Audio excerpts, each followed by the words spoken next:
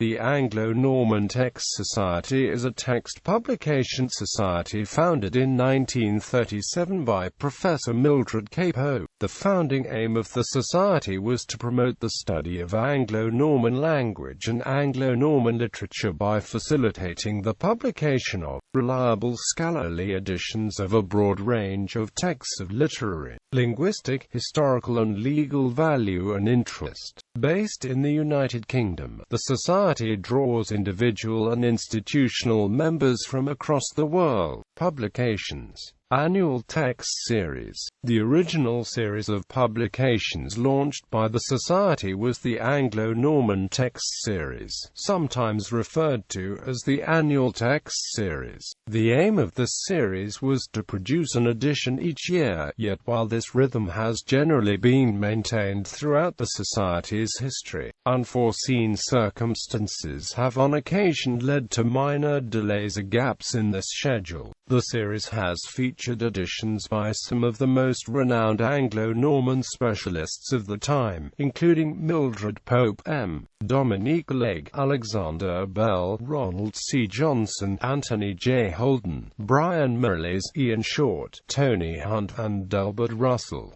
Plain Text Series. The Annual Text Series was complemented by the launch of two additional series in 1983. The first of these was the Plain Text Series, which has the goal of providing a critical text predominantly for shorter works, but without the more detailed introduction and notes provided in the Annual Text Series.